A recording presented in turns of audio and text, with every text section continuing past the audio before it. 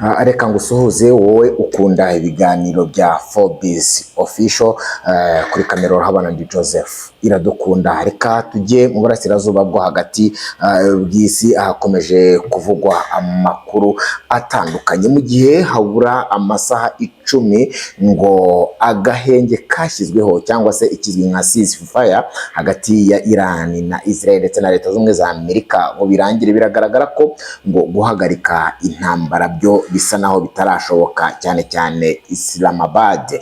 Igitangazamakuru Iran Observer cyatangaje ko haba ku ruhande rwa Iran ndetse no ku ruhande rwa Leta zunze ubumwe za Amerika nta n'umwe wigeze yohereza delegation cyangwa se itsinda rimuhagarariye mu buryo bwo guhagarika intambara cyangwa se kugira ngo hongere humvikwaneho agahenge. Ibi rero birakomeza igitutu kuri Iran ndetse no kuri Leta zunze ubumwe za Amerika. Ibi turabivuga mu gihe ibitangazamakuru bitandukanye haba muri Iran ndetse no kuri Leta zunze ubumwe za Amerika bikomeje gufata icyemezo cyo gukomeza guhangana hagati y'aba bagabo bombi.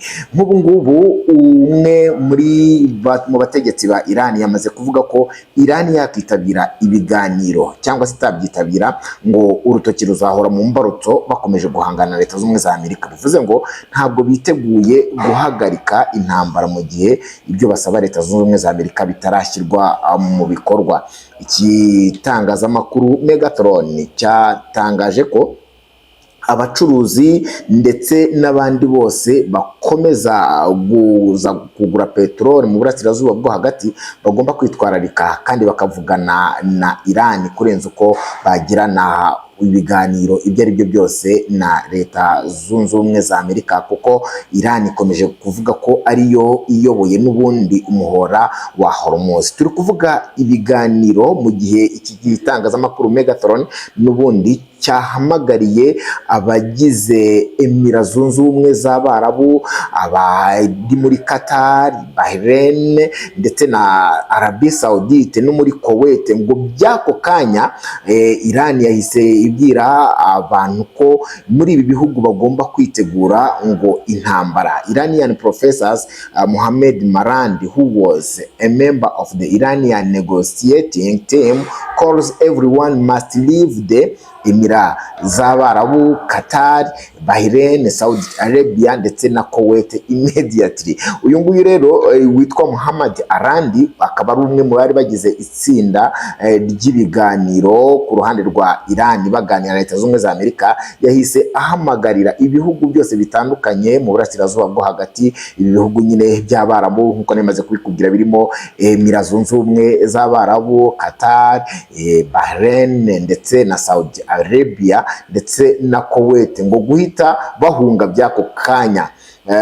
Akavuga ko amato ari mu kirwa cya Persian ngo ubu ngubu ari kwitegura nayo kuhava. Ibi ngibi bikaba bivuze ko ngo Iran yiteguye kurasa mu buryo ubwo ari bwo bwose mu gihe Leta zunze ubumwe za Amerika zakomeza kuyinaniza cyangwa se kutumva agahenge. Ababurirwa ni muri uyu muhora nk'uko muri kubibona, umuhora wa Hormuz ukomeje gufungwa ndetse n'ubwato buhagurukira ku byambu bibarizwa mu nyanja y'umutuku. Abo bose Iran ibaburiye hakiri kare ngo ko bagomba kwitegura kuraswaho niba koko Amerika ikomeje kubananiza. Byari biteganyijwe ko uyu munsi ari bube ibiganiro by'agahenge gashya, niba ariko nabivuga ku ruhande rwa Leta zunze ubumwe za Amerika ndetse na delegation ya Iran, ariko amakuru akomeje kuvugwa nuko haba kuri Leta zunze ubumwe za Amerika haba ndetse no kuri Iran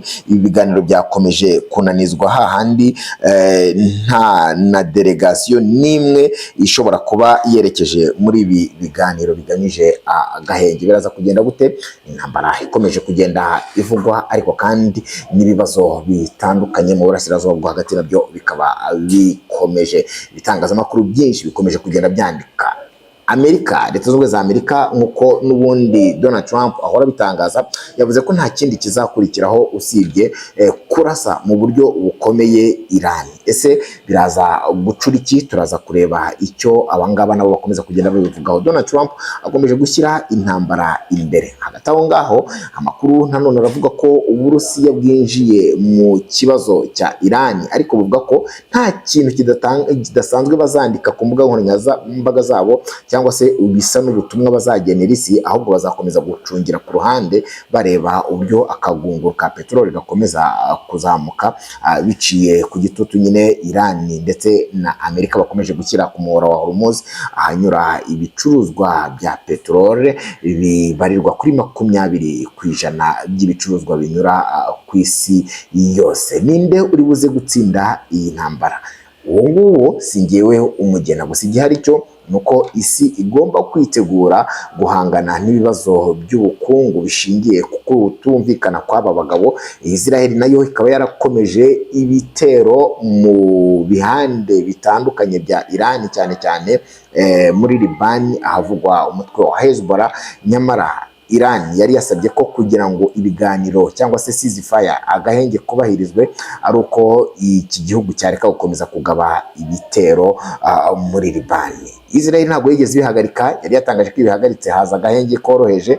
Iran yemera gufungura umuhoro wa Hormuz. Uko byagenze nabyo mwarabibonye, Leta z'Ubumwe za Amerika zanze kwemerera amato yahagurukiye ku byambu bya Iran bitandukanye gukomeza, bituma Iran nayo yongera kwisubiraho kuri aka gahenge yari yatanze, ibyatumye byongera kuzamura uburakari kuri Leta Zunze Ubumwe za Amerika. Ariko kandi igitutu kiri kuri Donald Trump kiramusaba kudakomeza kugaragaza ko ashaka gukoresha imbaraga izo arizo zose kuri Iran kugira ngo arebe ko hari andi mahirwe y'agahenge ashoboka.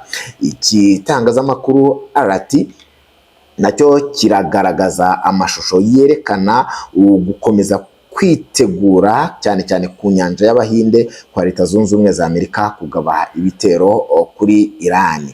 Ariko kandi abategetsi muri Iran nabo bakomeza kuvuga ko ikizakorwa cyose batazakura urutoki mu mbarutso mu buryo bwo gukomeza guhangana na Leta Zunze Ubumwe za Amerika. Nta gisubizo gifatika kiraboneka hagati ya Leta Zunze Ubumwe za Amerika na Iran.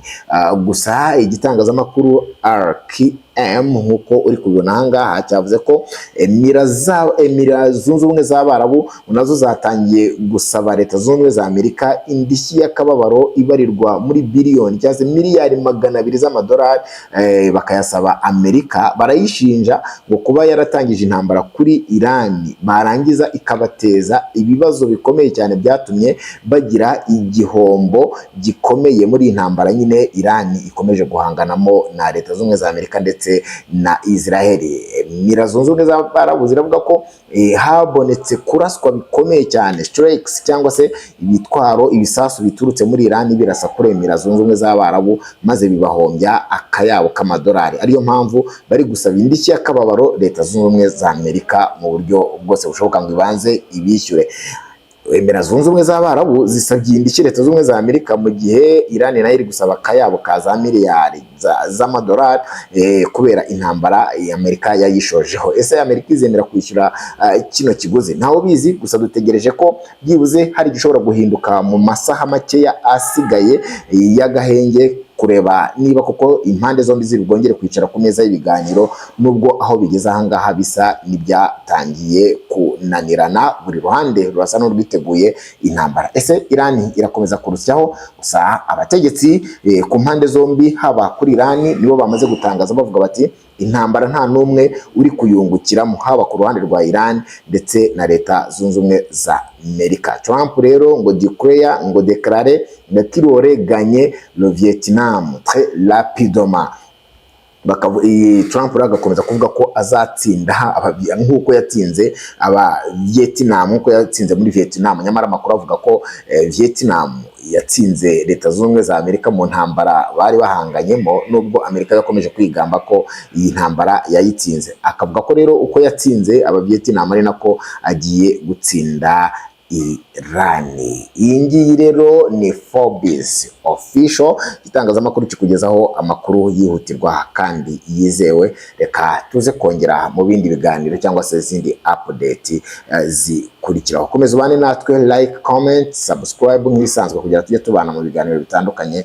Ndi Joseph Iradukunda, ndagushimiye.